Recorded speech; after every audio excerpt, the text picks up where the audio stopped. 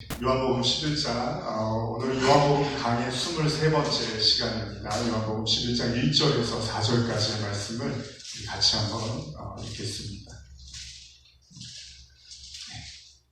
같이 읽겠습니다. 어떤 병자가 있으니 이는 마리아와 그 자매 마리아의 아들 베다니에 사는 나사로라.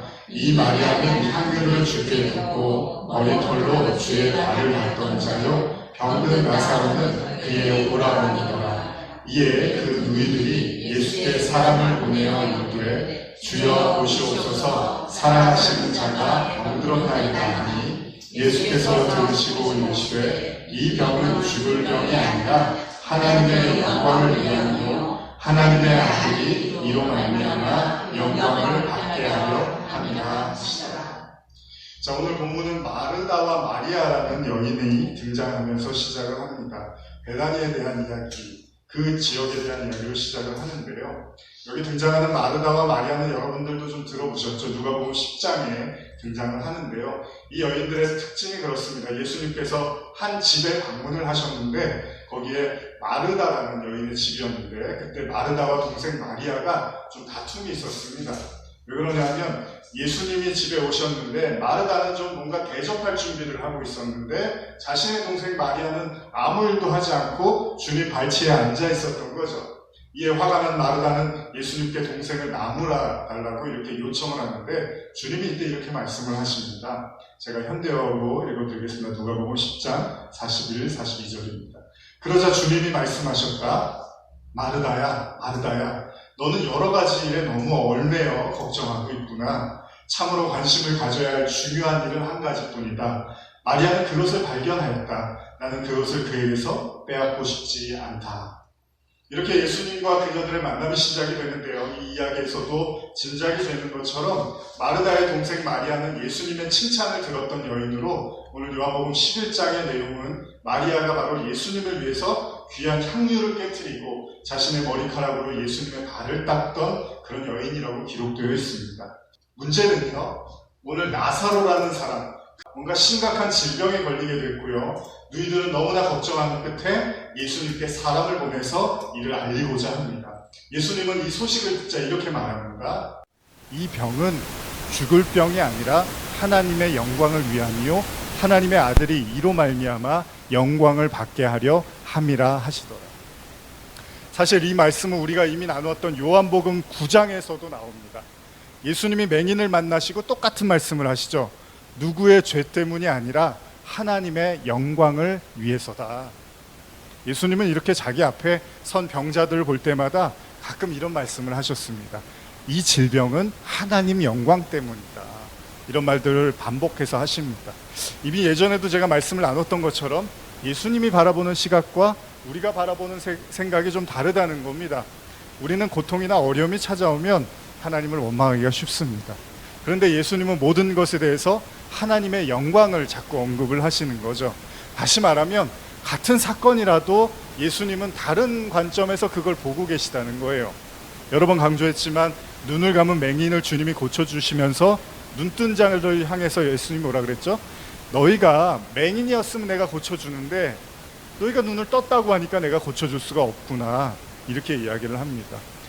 예수님은 이 땅에 있는 사람들 향해서 눈을 감았다고 말씀을 하셨어요. 그러면 한번 생각해 보죠. 눈을 떴다는 건 또 뭘까요? 예수님이 보셨을 때 눈을 감은 건 뭐고 예수님이 보셨을 때 눈을 뜬 건 뭘까요? 우리가 알고 있는 건 이건 육체적인, 육신적인 게 아닌 거잖아요. 여러분들 다 눈을 뜨고 계시잖아요. 그렇다면 예수님이 눈뜬 자들에게 소경이라고 하신 말씀의 뜻은 무엇일까 생각해 보는 거죠. 여러분, 눈을 떴다는 게 뭘까요? 잠깐 요한복음 9장으로 돌아가 보면요, 예수님으로부터 눈을 뜨게 된 사람, 그러니까 예수님이 고쳐준 사람에 대한 이야기들이 나오기 시작합니다. 요한복음 9장 28절에서 33절인데요. 여러분, 제가 30절까지 읽고 31절부터 여러분과 같이 읽겠습니다. 그들이 욕하여 이르되 너는 그의 제자이나 우리는 모세의 제자라. 하나님이 모세에게는 말씀하신 줄을 우리가 알거니와 이 사람은 어디서 왔는지 알지 못하노라. 그 사람이 대답하여 이르되 이상하다. 이 사람이 내 눈을 뜨게 하였으되 당신들은 그가 어디서 왔는지 알지 못하는도다. 하나님이 죄인의 말을 듣지 아니하시고 경건하여 그의 뜻대로 행하는 자의 말은 들으시는 줄을 우리가 아나이다. 창세 이후로 맹인으로 난 자의 눈을 뜨게 하였다 함을 듣지 못하였으니 이 사람이 하나님께로부터 오지 아니하였으면 아무 일도 할 수 없으리이다. 눈을 뜬 맹인은 사람들에게 분명한 말을 하는데요, 자신의 눈을 뜨게 해준 사람은 바로 하나님으로부터 온 사람이라고 천명을 합니다. 그런데 사람들이 흥분하는 이유는 뭐냐면 그가 하나님으로부터 온 사람이 아니라고 생각했던 거죠. 왜냐하면 하나님으로부터 왔으면 반드시 자신들이 지키고 있는 하나님의 말씀을 지켜야 되는데 예수는 그렇지 않다는 거예요. 이것도 잘 생각해 보면 그렇습니다, 여러분. 우리는 오랜 전통을 가지고 있고요, 모세의 10계명을 지켜왔는데 예수라는 사람이 자꾸 이렇게 눈에 거슬리는 것 중에 하나가 안식일에 자꾸 병을 고치는 거예요. 예수님께서 그들에게 자꾸 안식일에 병을 고치자 사람들이 도저히 그걸 받아들이기가 쉽지가 않았던 거죠. 예수님은 뭐라고 하시냐면요, 안식일은 단순히 아무 일도 하지 않는 게 아니라 고통받는 사람들, 억압받는 사람들을 해방시켜줘야 된다라고 말씀을 하시는 거죠. 진정한 안식, 그러니까 예수님, 하나님께서 원하시는 안식은 인간이 가지고 있는 근본적인 고통으로부터 해결시켜주는 게 안식이지, 아무것도 안 하고 그냥 가만히 있는 걸 안식이라고 하나님은 말하지 않는다는 거죠. 그런데 사람들은 왜 화가 났냐 하면 단순하게 자기의 수준으로 안식일을 이해하고서 그 수준에 맞지 않는 행동을 예수님이 했다고 비난을 했다는 거죠. 무슨 이야기냐 하면 그들은 성경 보는 눈을 상실했고 나아가서는 하나님의 일과 사람의 일을 구분을 잘 못하더라는 거예요. 심지어는요, 하나님의 일과 마귀의 일을 혼동할 정도로 그들의 시력이 나빴다는 겁니다. 그래서 예수님한테 자꾸 마귀가 들렸다, 귀신 들렸다라는 얘기를 많이 하는 거죠. 사실 오늘 서두에도 제가 말씀드린 마르다와 마리아 이야기를 가만히 생각해 보세요. 누가복음 10장을 보면 예수님이 집에 오시니까 마르다는 너무 기쁘니까 음식을 준비한단 말이에요. 그런데 마리아는 말씀을 들으려고 예수님 곁에 이렇게 앉아 있어요. 별거 아닌 것 같지만 두 사람 생각이 너무 다른 거예요. 그런데 마르다는 당연히 자기 생각이 옳다고 생각해요. 여러분들은 어떻습니까? 마리아가 맞습니까? 마르다가 맞습니까? 손님이 왔어요. 그런데 손님을 위해서 음식을 차리는 사람이 잘하는 겁니까? 아니면 손님 앞에서 그냥 아무것도 안 주고 얘기나 나누죠 라고 하는 사람이 더 잘하는 겁니까? 여러분들도 생각이 다 있으실 거예요. 아마 마르다는 당연히 본인이 옳다고 생각을 했을 거예요. 근데 예수님은 마리아를 칭찬하셨다는 거죠. 이게 예수님의 생각이 일반 사람들과 좀 다르다는 것이 나타나고 있는 본문인데요, 우리는 그렇잖아요. 아니, 사람이 왔는데 물 한 잔이라도 내줘야지. 아니, 사람이 왔는데 아무것도 안 줘? 이 기본도 안 된 거 아니야? 이런 생각을 우리는 할 수 있잖아요. 근데 예수님은 그렇게 생각을 안 한다는 거예요. 무슨 의미입니까? 예수님의 관점에서는 우리가 생각하는 거하고는 다를 수 있다는 거예요. 그러니까 지금 여러분과 제가 생각하는 것과 예수님이 생각하시는 게 완전히 다를 수가 있습니다. 그래서 우리가 눈을 떠야 되는 이유가 뭐냐면 예수님의 관점, 그러니까 예수님이 어떻게 생각하고 어떻게 바라보고 있는지를 우리도 이해해야 되는데 그걸 알기 위해서는 우리가 눈을 뜨지 않으면 잘 모를 수도 있다는 거예요. 그래서 바울이 어떻게 합니까? 예수님을 만나기 전에는 열심히 그리스도인들을 핍박을 해요. 그러면서 하나님의 뜻과 전혀 반대되는 행동을 하지만 사실 바울 자신은 그게 하나님의 영광이라고 생각을 하잖아요. 그러면 우리도, 여러분과 저도 이 자리에 앉아있는 이유 중에 하나가 하나님께 영광을 돌리기 위한 거예요. 그런데 하나님의 뜻을 알 수 없으면 영광을 어떻게 돌리냐는 거예요. 제가 엊그제인가 얼마 전에 드라마 보는데 내가 원하는 걸 해주는 게 아니라 그 사람이 원하는 걸 해주는 게 진짜 사랑이라고 하잖아요. 그러면 우리가 원하는 걸 하나님께 해드리는 게 아니라 하나님이 원하는 걸 해드려야 되는데 그걸 영광이라고 하잖아요. 근데 때때로 사람들은 내가 하고 싶은 거 내 마음대로, 내가 원하는 대로, 내 욕심대로, 내 직성이 풀리는 대로 다 해놓고서 하나님 영광이다 라고 말하는 경우가 많단 말이에요. 이래서 기독교가 욕을 많이 먹고 있잖아요. 무조건 다 하나님의 영광이라고 한단 말이에요. 밑도 끝도 없어요. 하나님의 영광입니다 라고 해버리면 그냥 그렇게 믿어버리고 싶은지도 모르겠죠. 로마서 9장 17절 18절 한번 읽어볼까요? 시작.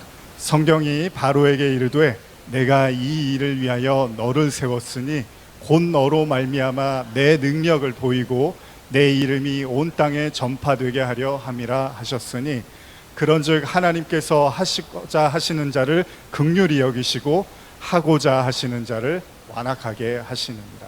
좀 어려운 구절인데요. 현대어로 한번 더 읽어드릴게요. 애굽의 바로의 경우가 그 한 예입니다. 하나님께서 바로에게 말씀한 대로 애굽 왕국을 그에게 주신 것은 하나님의 무서운 힘을 그에게 보여주는 동시에 온 세상에 하나님의 영광스러운 이름이 퍼지게 하시기 위한 것이었습니다. 이렇게 하나님께서는 당신이 원하는 대로 어떤 사람에게는 자비를 베풀고 또 어떤 사람에게는 완고한 마음대로 버려두십니다. 여기서 우리가 생각해 봐야 될 게 뭐냐면 하나님이 모세만 택한 게 아니라 바로도 하나님의 영광을 위해서 택했다는 겁니다. 그런데 바로가 이스라엘 백성을 괴롭히면서 그의 강팍함, 그걸 가지고 이스라엘 백성을 놔주지 않고 괴롭히고 종삼으려고 했는데 그때 바로가 스스로 이게 하나님 영광이야 라고 생각하지는 않았을 거라는 거예요. 어쩌면 로마서의 본문은 악인이라 할지라도 하나님은 그들을 통해서 하나님의 강함과 심판을 드러낸다는 거잖아요. 그러니까 하나님의 백성들로 하여금 영광을 받으시겠다는 거지, 악한 일을 저지르면서 하나님의 영광을 위한다고 말해도 무관하다는 의미는 아니라는 겁니다. 그러나 오늘날 우리는 종종 잘못된 일인 것처럼 보이는 일에도 하나님의 영광을 위하는 것이라고 외치는 많은 소리를 듣습니다. 자신의 그릇된 생각과 흐려진 판단을 인식하지 못하고 무조건 자신들이 하는 일이 옳다고 여기면서 우리가 하는 모든 일은 다 하나님의 영광이야 라고 말하는 것을 우리 자신에게서 또 사람들을 통해서, 교회들을 통해서 우리는 종종 보게 된다는 것입니다. 여러분, 하나님의 영광 무조건 갖다 붙이면 되는 일은 아닙니다. 예수님은 자신이 십자가에 못 박히는 것이 진정한 하나님의 영광이라고 말씀을 하셨습니다. 그리고 그는 하나님의 뜻을 행하셨습니다. 하나님의 뜻을 알아야지 하나님의 영광도 돌릴 수 있다는 거지, 그냥 하나님의 영광이라고 내가 말하고 믿어버린다고 해서 그게 하나님의 영광이 아니라 오히려 그것 때문에 내가 화가 미칠 수도 있다는 겁니다. 그래서 저와 여러분들이 눈을 떠야 되는 거죠. 자, 요한복음 11장 5절에서 8절 한번 계속 읽어보겠습니다. 오늘 본문입니다. 시작. 예수께서 본래 마르다와 그 동생과 나사로를 사랑하시더니 나사로가 병들었다 함을 들으시고 그 계시던 곳에 이틀을 더 유하시고 그 후에 제자들에게 이르시되 유대로 다시 가자 하시니 제자들이 말하되 라피여, 방금도 유대인들이 돌로 치려 하였는데 또 그리로 가시려 하나이까. 자, 예수님은 소식을 들으시고 다시 베다니로 향하십니다. 근데 바로 가지를 않습니다. 예수님은 이틀을 더 머물고 유대로 가자고 말씀을 하시고요. 제자들은 주님을 말립니다. 왜 그러냐 하면 유대인들이 당신을 죽이려고 좀 전까지도 돌을 들고 이렇게 혈안이 돼 있었는데 거길 또 가겠냐고 예수님께 말합니다. 이때 예수님은 또다시 맹인을 고치셨을 때 하신 말씀을 다시 하시는데요. 이것도 한번 읽어보겠습니다. 9절 10절입니다. 시작. 예수께서 대답하시되 낮이 12시간이 아니냐, 사람이 낮에 다니면 이 세상의 빛을 보므로 실족하지 아니하고 밤에 다니면 빛이 그 사람 안에 없는 고로 실족하느니. 여러분 잘 생각해 보시면 요한복음 8장 9장 계속 반복되고 있는 이런 말씀들이 10장도 그렇고요 등장을 하고 있는데 이걸 왜 자꾸 예수님이 반복을 하실까요? 우리가 이미 나눴지만 이게 밤에는 깜깜하니까 일을 못하고 낮에 밝을 때 일하자라는 말씀으로 우리가 이해하지 않는다고 했죠. 그러면서 예수님이 자꾸 이 낮과 밤에 대한 이야기를 반복을 하십니다. 그런데 요한복음 9장 5절에 예수님이 뭐라 그러시죠? 내가 세상에 있는 동안에는 세상의 빛이다, 이렇게 말씀을 하세요. 자, 예수님이 자신을 세상의 빛이라고 말씀을 하십니다. 그러니까 자신이 세상에 있는 동안이 낮이다, 이 얘기를 자꾸 굉장히 많이 반복을 하세요. 이거 왜 그러실까요? 왜 내가 낮이다, 내가 있는 동안이 낮이야, 그러면 예수님이 안 계시면 밤이다라는 거예요. 이걸 예수님이 계속 반복을 하시는데 밤이 되면 사람들이 실족할 거래요. 그런데 11장 10절을 보면 밤에 사람을 이렇게 정의하죠. 11장 10절 다시 보면 밤에 다니면 빛이 그 사람 안에 없는 고로 실족한다 그러잖아요. 이게 뭐냐면 밤의 사람은 빛이 그 사람 안에 없는 사람, 요거를 성경이 지금 예수님이 밤의 사람이라고 해요. 그러니까 낮의 사람은 빛이 그 안에 있으면 낮의 사람이고, 빛이 그 안에, 여러분과 제 안에 예수님의 빛이 없으면 그걸 밤의 사람이라고 하고, 여러분과 제 안에 빛이 있으면 낮의 사람이라고 한단 말이죠. 다시 요한복음 1장으로 넘어가 보면, 이 요한복음 1장이 이래서 되게 중요하거든요. 제가 수십 번을 여러분들과 나누는 이유가 바로 이 안에 이야기가 다 들어가 있습니다. 구원의 섭리가. 한번 제가 천천히 읽어드릴게요. 요한복음 1장 1절에서 4절입니다. 태초에 말씀이 계시니라. 이 말씀이 하나님과 계셨으니 이 말씀은 곧 하나님이시라. 말씀이 하나님이래요. 그가 태초에 하나님과 함께 계셨고 만물이 그로 말미암아 지은 바 되었으니 지은 것이 하나도 그가 없이는 된 것이 없느니라. 이 3절도 매우 중요한 구절입니다. 하나님이 다 만드셨대요, 이런 얘기만 있는 게 아니죠. 3절은 4절, 그 안에 생명이 있었으니 이 생명은 사람들의 빛이다. 그러니까 여러분과 제 안에 빛이 있으면 그걸 생명이라고 하고 그걸 낮의 사람이라고 한단 말이에요. 그러니까 예수님이 요한복음에서는 계속 이걸 강조하고 있어요. 자, 우리가 앞서서 요한복음 강해를 통해서도 나눴지만 성경은 생명을 사람들의 빛이다라고 해요. 그러니까 예수님이 계속해서 내가 세상의 빛이다, 빛이다. 여러분들이 반드시 뭐가 돼야 되는 거예요? 빛이 돼야 되는 거예요. 그래서 제자들한테 너희가 세상의 빛이다라고 말씀을 하신 이유예요. 그러니까 반드시 영생을 누리는 자는 예수님처럼 저와 여러분도 결국 마음에 빛을 가지고 있어야 돼요. 우리들 마음에 빛이 있다면, 어린아이들도 알고 있는 여러분들 안에도 빛이 있어야 된대요. 근데 만일 빛이신 예수님이 이 땅에 오시고 빛을 환히 밝히셨는데 그 빛이 여러분들 안에 있지 않으면 그걸 어둠, 그걸 멸망, 그걸 심판이라고 하는 거예요. 그래서 예수님이 니고데모한테 뭐라 그러시죠? 요한복음 3장 18절 이하입니다.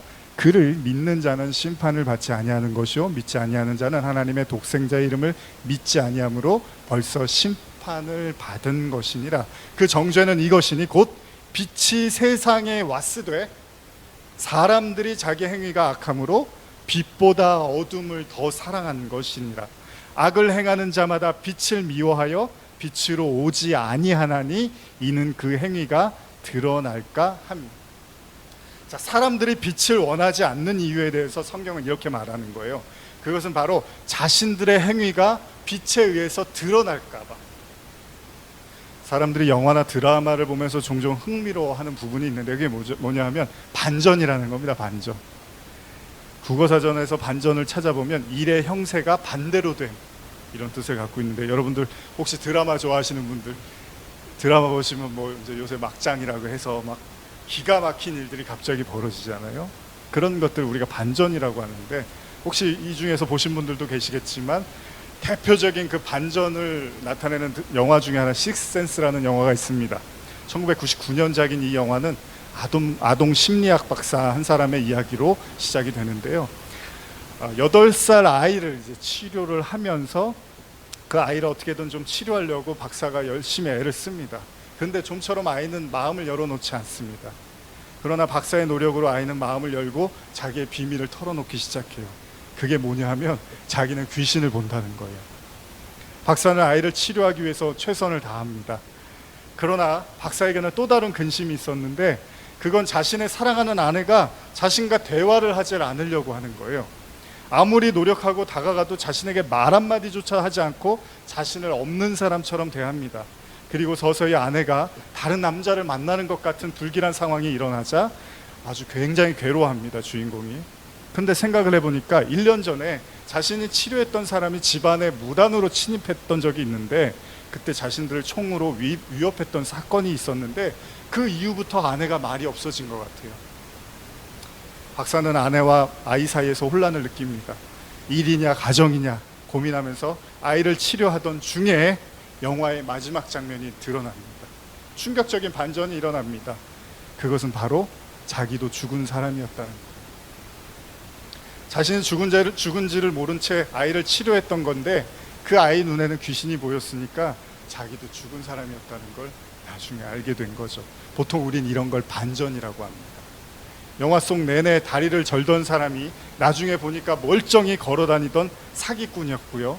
극 중에서 가장 선량해 보이고 가장 착해 보이던 사람이 알고 보니까 극악무도한 범죄자였다는 거예요. 때때로 우리는 이런 것들에 재미를 느낍니다. 주인공이 미워하던 어떤 사람이 알고 보니까 그의 가족이었고요. 주인공이 너무 좋아하던 어떤 사람이 알고 보니까 가족의 원수였고요.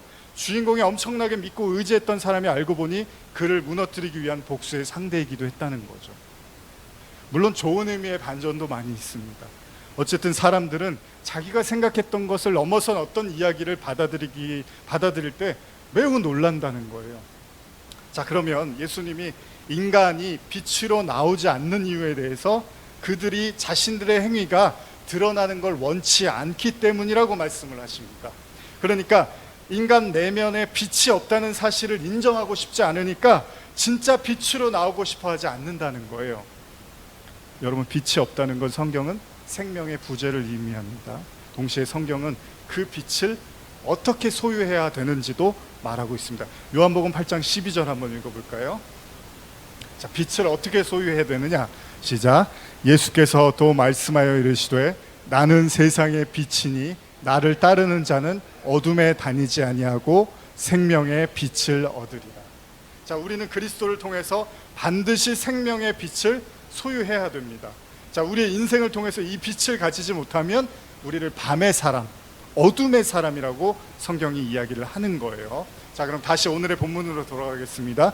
요한복음 11장 11절에서 13절 같이 읽겠습니다. 시작. 이 말씀을 하신 후에 또 이르시되 우리 친구 나사로가 잠들었도다. 그러나 내가 깨우러 가노라. 제자들이 이르되 주여 잠들었으면 낫겠나이다 하더라. 예수는 그의 죽음을 가리켜 말씀하신 것이나 그들은 잠들어 쉬는 것을 가리켜 말씀하신 줄 생각하는지라. 예수님과 제자들 사이에 이 거리가 있습니다. 예수님은 나사로가 잠들었다라고 말씀하십니다. 그가 이미 죽었다는 얘기예요, 예수님은. 그런데 제자들은 진짜로 잠들었으면 좋겠네요 라고 이야기를 합니다. 예수님은 죽음조차도 잠든 것에 비유를 합니다. 그러나 제자들은 문자 그대로 이해했다는 겁니다. 자, 예수님이 다시 말씀하십니다. 요한복음 11장 14절. 이에 예수께서 밝히 이르시되 나사로가 죽었느니라. 여기서 밝히 이르시되 이런 표현이 있죠. 빛이라는 게 이런 겁니다.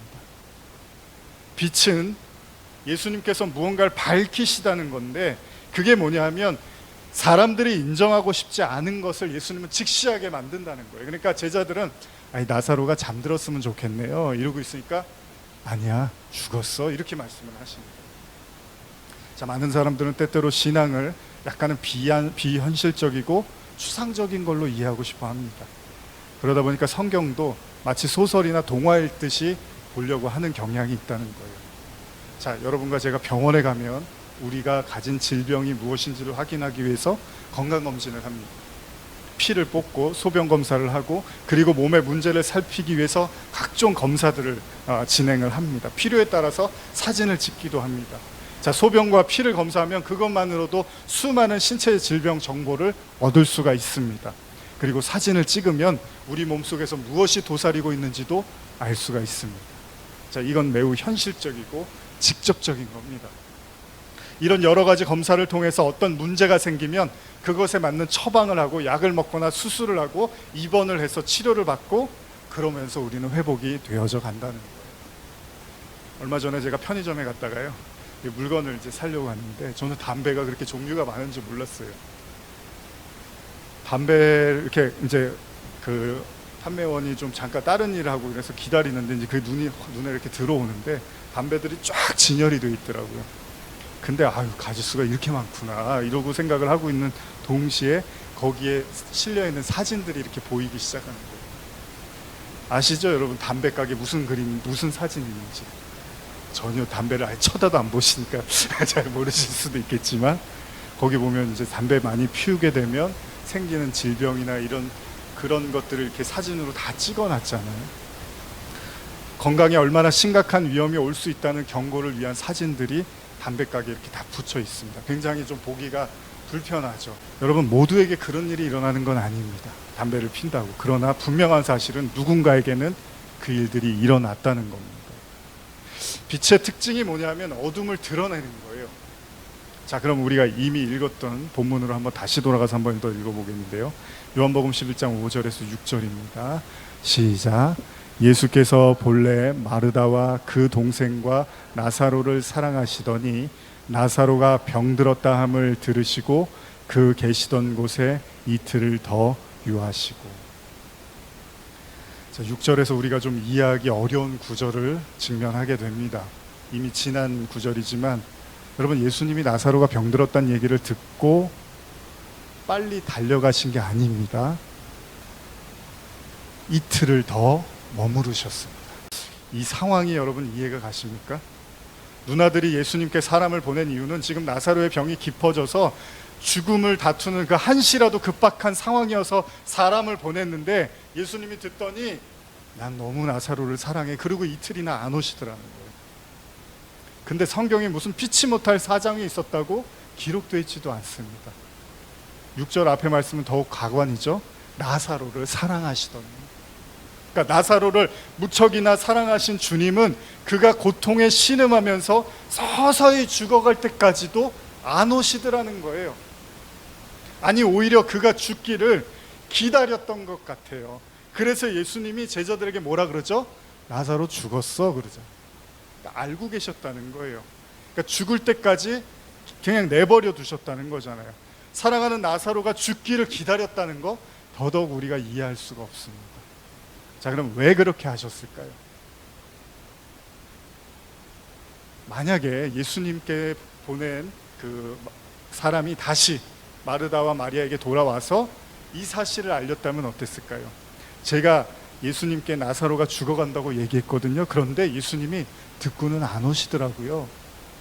나사로가 이 사실을 들었다면 얼마나 섭섭했을까요? 아마 세 사람 모두 대단한 실망을 했을 겁니다. 자, 그거는 그 앞으로 가면 이제 다음 주에 볼 본문에 나타나는데 그 본문도 한번 읽겠습니다. 요한복음 11장 20절 21절입니다. 시작. 마르다는 예수께서 오신다는 말을 듣고 곧 나가되 마주하되 마리아는 집에 앉았더라. 마르다가 예수께 여짜오되 주께서 여기 계셨더라면 내 오라버니가 죽지 아니하였겠나이다. 당연한 얘기죠. 만일 마르다가 이런 말을 했다면 마르다는 이미 예수님께 실망을 했다는 거예요. 아니, 왜 지체하셨습니까? 왜 사랑하는 나사로를 그냥 죽게 내버려 두셨습니까? 왜 주님 오늘 우리를 돕지 않으셨습니까? 근데 그 이유에 대해서 예수님이 뭐라고 하시냐면 요한복음 11장 14절 15절 제가 읽겠습니다. 이에 예수께서 밝히 이르시되 나사로가 죽었느니라 내가 거기 있지 아니한 것을 너희를 위하여 기뻐하노니 이는 너희로 믿게 하려 함이라. 그러나 그에게로 가자 하시니. 예수님이 나사로가 죽을 때까지 기다린 이유를 말씀하시는데 믿게 하려고 그랬대요. 자, 언뜻 이 말씀만 가지고 보면 지금 예수님은 제자들의 믿음을 위하여 나사로의 죽음까지도 이용하는 걸로 보입니다. 그렇기도 한 것이 예수님은 맹인을 볼 때도 종종 그랬고 하나님 영광을 위해서라는 말을 사용하셨습니다. 그러니까 예수님께서는 모든 것이 믿음을 위한 교제인 것처럼 이야기를 하고 있다는 거예요. 예수님 눈에는 그런가 봐요. 심지어는 지금 나사로의 죽음도 하나님 영광을 위한 거야 라고 말을 하고 있습니다. 여러분, 그런데 보는 입장에서는 어떨지 모르지만 당하는 입장에서는 얘기가 달라집니다. 여러분과 제가 잘 아는 프로그램 중에 몰래카메라는 게 있죠. 몰래카메라. 어이없는 상황을 연출한 다음에 정작 주인공은 자기는 몰라요. 그리고 이 모든 걸 카메라에 담습니다. 자기가 속고 있다는 걸 전혀 눈치채지 못하면서 화를 내기도 하고 황당하기도 하고 울기도 합니다. 그런데 보는 사람들은 박수를 치면서 웃어요. 그런데 그것이 쇼라는 걸 알기 때문에, 그게 모두 연출이라는 걸 알기 때문에 웃고 즐길 수가 있는 거죠. 그렇다면 지금 예수님이 이 상황을 연출하고 계시는 걸까요? 일반적으로 사랑한다면 나사로의 숨이 끊어지기 전에 한 걸음에 달려와야 되는 법입니다. 오늘날로 하면 총알 택시라도 타고서 신호를 무시하고서라도 그의 숨이 살아있을 때까지 뛰어가야 된다는 거예요. 그런데 예수님의 판단은 좀 달랐다는 거예요. 아니, 매우 달랐다는 겁니다. 마리아와 마르다를 보는 생각이 다르셨던 것처럼 말입니다. 이사야 55장 8절 9절, 중요한 구절인데 한번 같이 읽어볼까요? 시작. 이는 내 생각이 너희의 생각과 다르며 내 길은 너희의 길과 다름이니라. 여호와의 말씀이니라. 이는 하늘이 땅보다 높음같이 내 길은 너희의 길보다 높으며 내 생각은 너희의 생각보다 높음이니라. 우리가 알고 있는 것처럼 예수님이 나사로의 집에 도착했을 때요, 많은 사람들의 원망이 터지기 시작합니다. 여기 계셨으면 안 죽었을 텐데요, 왜 여기 계시지 않았을까요? 라고 사람들이 원망을 합니다, 예수님께. 그런데 이 사람들의 마음에 절대 가지지 못하는 생각이 뭐냐 하면, 나사로를 살리실 거라는 것에 대해서는 꿈에도 생각을 못합니다. 아무도 몰랐습니다. 마르다도, 그렇게 예수님을 사모했던 마리아도 모릅니다. 이건 어떤 의미에서 한편의 몰래카메라 같습니다.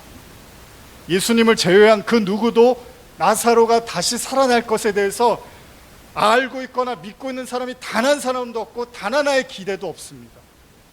그런데 재밌는 건 몰래카메라에서도 그런 것처럼 당황하거나 힘겨운 상황이 연출되면 사람들은 자기의 모습을 본다는 거예요. 자, 그러면 지금 예수님께서 나사로의 죽음을 통해서 무언가를 의도하고 계시다면 그것은 바로 우리들의 본 모습 또한 드러나기를 원할 거라는 거죠. 그리고 사실 이 사건의 가장 중요한 주인공은 누구냐 하면 바로 나사로입니다. 지금 이 싸움은 예수님과 나사로의 전쟁과 같은 겁니다. 나사로는 죽어가면서 예수님을 원망하고 예수님은 그런 나사로가 죽을 때까지 기다리시는 거죠. 예수께서 자신의 소식을 듣고 이틀 동안이나 지체하고 계시다는 사실은 그에게는 커다란 배신감이었을 겁니다. 물론 성경은 이를 기록하고 있지는 않습니다. 반대로 나사로가 평안한 가운데서 죽음을 맞았을 수도 있었을 겁니다. 그런데 중요한 사실은 그의 누이들이 예수님께 사람을 보냈다는 거예요. 그건 나사로를 치료해달라는 예수님의 간곡한 예수님께 요청을 한 거라는 거예요. 오늘날도 마찬가지잖아요. 우리가 간절한 요청을 드립니다. 그런데 그 기도들이, 그 요청들이 지체되어지고 전혀 응답이 되지 않을 때도 많잖아요. 결국 그 기다림은 불신과 원망으로 이어지기도 합니다. 나사로도 누이들도, 그리고 그들을 안타까워하는 모든 사람들, 그들은 예수님을 이해할 수가 없어요. 왜냐하면 그들이 알고 있던 예수님의 모습이 아니에요. 이거 마치 예수님이 나사로를 버린 것처럼 보입니다. 아마도 그들은 스스로 그렇게 느꼈는지도 모릅니다. 예수님이 우리를 버린 게 아닐까? 그런데 예수님의 생각은 다릅니다. 나사로의 죽음은 사람들로 하여금 예수에 대한 기대와 믿음을 저버리는 사건이 됩니다. 예수님은 결코 자신의 편들이 아니라는 실망하는 계기가 됩니다. 예수님 역시도 죽음 앞에서는 어쩔 수 없구나라는 편견을 심어주는 계기가 됩니다. 그래서 어떤 사람이 이런 말을 합니다. 요한복음 11장 37절도 한번 읽어보겠습니다. 시작. 그중 어떤 이는 말하되 맹인의 눈을 뜨게 한 이 사람이 그 사람은 죽지 않게 할 수 없었더냐 하더라. 간혹 어린아이들이 이런 생각을 할 때가 있습니다. 저도 어릴 때가 있지만요, 중학교 시절에 가지고 싶었던 가방이 하나 있었습니다. 한쪽으로 매는 그 농구 선수 그림이 그려있는 가방, 길다란 가방이었는데 그게 너무 갖고 싶었어요. 안 되면은 비슷한 짝퉁이라도 갖고 싶었습니다. 그래서 부모님한테 졸랐습니다. 그랬더니 부모님이 안 된다고 하셨어요. 그럴 때 이제 제가 제일 잘 쓰는 방법이 뭔지 아시겠습니까? 밥을 안 먹기 시작합니다. 방에 들어가서 식음을 전폐합니다. 그러면서 제가 속으로 생각합니다. 지질이도 운도 없지. 왜 우리 부모는 이런 가방도 안 사줘? 남들 다 사주는데. 그래, 부모님은 나를 별로 대수롭게 생각하지 않아. 나는 참 불행한 사람이야. 결국 저의 단식을 보다 못한 어머니가 들어옵니다. 울먹입니다. 사줄 테니까 밥 먹어, 제발. 그만 좀 속색여. 물론 저희 부모님은 그런 상황을 연출한 건 아닙니다. 그렇다고 해서 저를 버린 것도 아닙니다. 저에 대한 무관심도 아니었어요. 어떤 사건 하나가 전체를 무너뜨리는 경우가 있습니다. 절친했던 사람들이 잘 지나다가 한 방에 헤어지기도 하고요. 잘 나가던 사업이 한 방에 무너지기도 합니다. 평온했던 가정에 한순간에 불화가 찾아오기도 합니다. 그럼 사람들은 쉽게 절망합니다. 지금 예수님의 행동은 나사로의 주변에 있는 모든 사람들에게 절망을 빠뜨릴 수 있도록 그들을 절망으로 몰고 가고 있다는 겁니다. 여러분, 빛이라는 건 그런 겁니다. 예수님이요, 이틀을 지체하자 예수님을 알았던 나사로를 비롯한 그의 누이들과 그의 주변의 모든 사람의 믿음이요, 이틀을 지체하니까 다 사라져버려요. 그들에게 예수는 더 이상 전능하신 하나님의 아들도 아니고 믿을 수 있는 존재도 아닙니다. 그들의 믿음이 바닥을 드러내리는 데 걸린 시간 이틀이었습니다.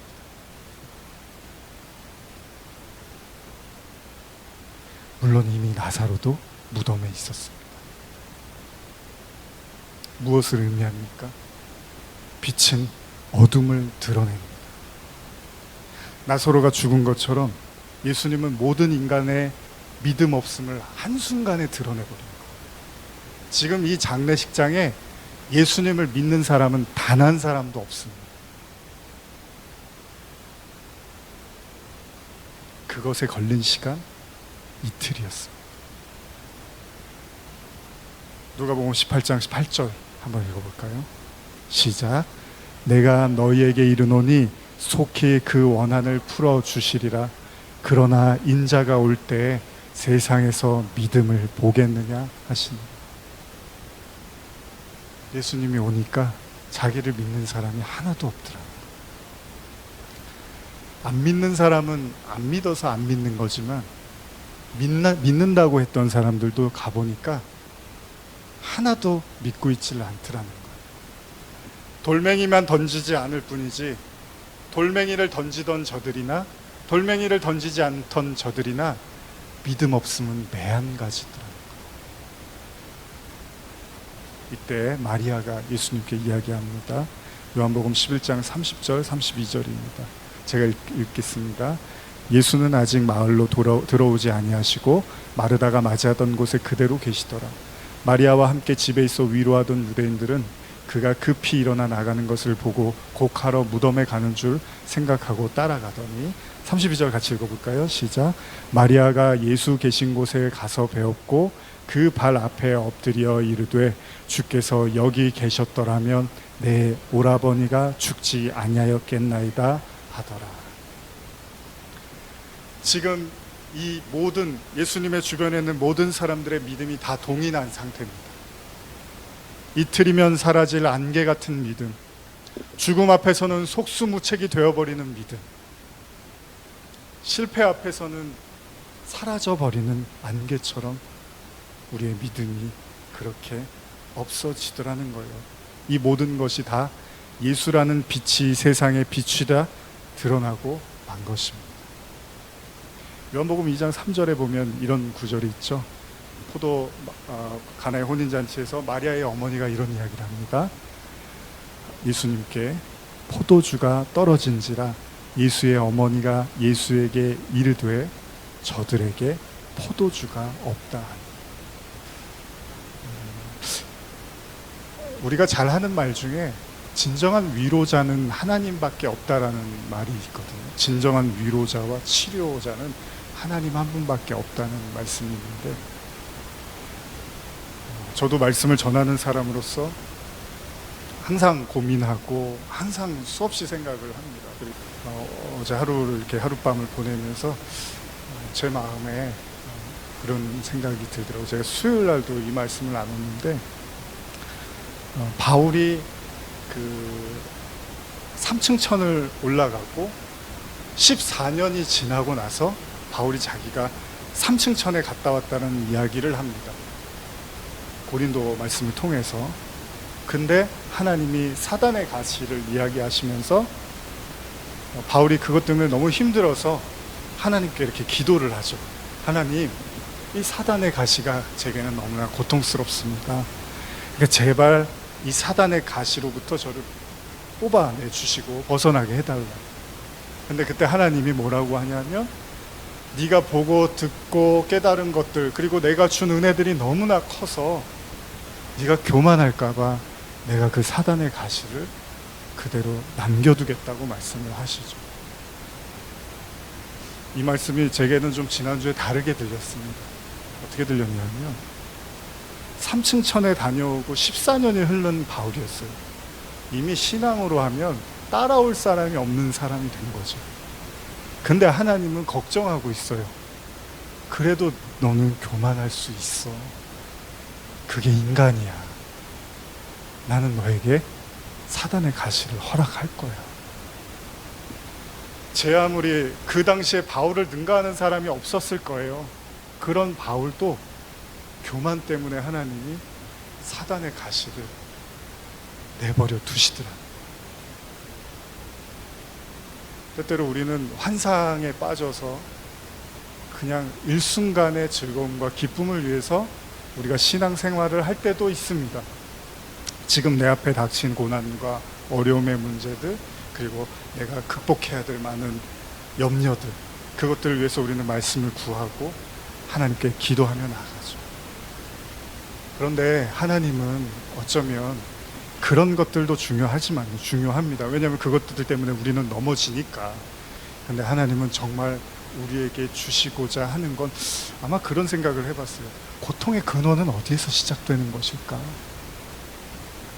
인간의 고난과 아픔과 외로움과 이런 고통의 모든 근원은 어디에서 출발하는 것일까? 병원에 가서요, 여러 가지 질병 때문에 병원하는데 정말로 정밀한 그런 테스트를 거쳐야지만 드러나는 병들이 있습니다. 돈도 많이 들어가고요. 그러려면 여러 가지 그런 검사도 해야 돼요. 하나님은 말씀으로 우리를 적당히 대하시는 것 같지는 않습니다. 무슨 말씀을 드리고 싶냐 하면, 하나님은 여러분들의 고통의 근원의 뿌리를 손두리째 뽑으시기를 원할 거예요. 안식이라는 건 그런 걸 거예요. 적당히 이 자리에서 오늘 은혜 받았습니다. 오늘 기쁩니다. 오늘 하나님이 나와 함께 하시는 것 같습니다. 물론 이것도 매우 중요합니다. 더 중요한 건 예수님은 지금 나사로를 죽일 수도 있고 살릴 수도 있고 내버려둘 수도 있고 다 가능하십니다. 그런데 굳이 예수님이 나사로를 죽을 때까지 내버려 두신 이유는 인간의 그 마지막 고통의 근원의 문제인 그 죽음도 뽑아 버리겠다는 것이죠. 당하는 나사로 입장에서는 괴롭습니다. 예수님을 철석같이 믿었는데 오지를 않는 거예요. 그런데 예수님은 그 인간의 마지막 고통의 근원도 뽑아내시겠다. 그러면 나사로는 최고의 복을 누리는 사람이 되는 거예요. 여러분, 인내는 쓰고 열매는 달다는 그런 이야기가 있습니다. 여러분들의 고난이 지금 깊어질수록 제가 목회자로서 해드리는 게 많지 않아서 늘 죄송한 마음을 가지고 있습니다. 그러나 여러분들의 고난이 깊어지고 있다면 예수님이 이틀을 유하시고 찾아오셔서 그 모든 근원까지도 다 싹을 없애버리고 완전한 부활로 여러분들을 이기게 살게 하실 줄 믿습니다. 기도하시겠습니다.